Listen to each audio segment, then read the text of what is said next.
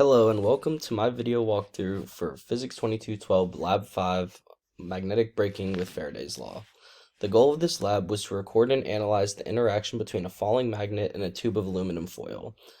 The method used to go about this is to utilize Faraday's law to relate the magnetic field of the bar magnet to the induced current flowing through the tube. I then created a computational model to simulate this experiment and compare the expected computational data to the experimental data.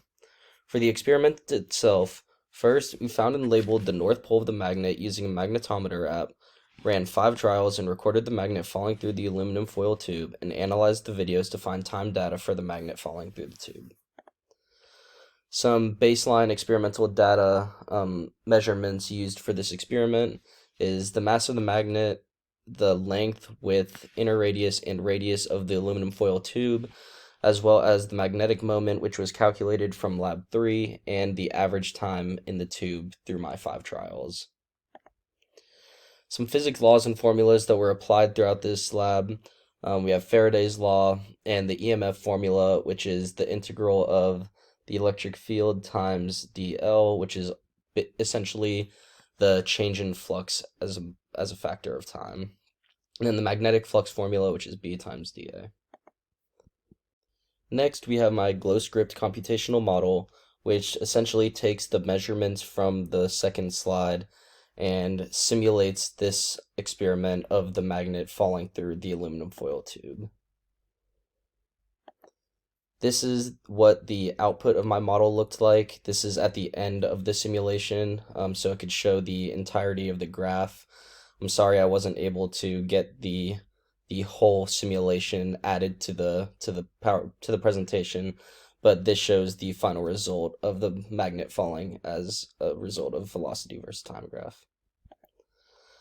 Interpreting the simulation, the color that corresponds to the clockwise current is the red color, and vice versa, the blue color is counterclockwise.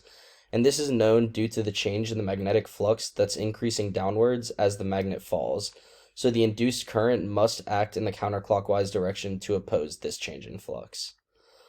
And what would happen to the dynamics of the system if you were to flip the magnet around? This would cause the induced current to move in the opposite direction because of the magnetic flux will now be increasing in an upward direction rather than downward. How does the total time in tube of the real-world system compare to that of the computational system, and how might the computational system might be made more accurate? The glow script model predicted a 0.63 seconds to fall through the tube, while my actual experimental trials averaged 0.72 seconds. Some things that could have helped the accuracy of the computational model is if the actual magnetic moment of the bar magnet was known, or if external factors such as air resistance were considered. This could have helped the computational model be a bit more accurate and closer to my actual trials. What does the shape of the velocity versus time plot tell about the forces acting on the bar magnet? The shape of the graph shows us that the forces will eventually sum to 0 as the magnet reaches terminal velocity, because of the magnet force that is constantly working to balance the gravitational force as it falls through the tube. In conclusion, what if the resistivity of the conductor were reduced as close as possible to 0, and how would it change the dynamic of the falling magnet? If there's virtually no resistance in the conductor, the induced current would have been much larger, which would have caused the magnet to fall much slower than recorded through this experiment.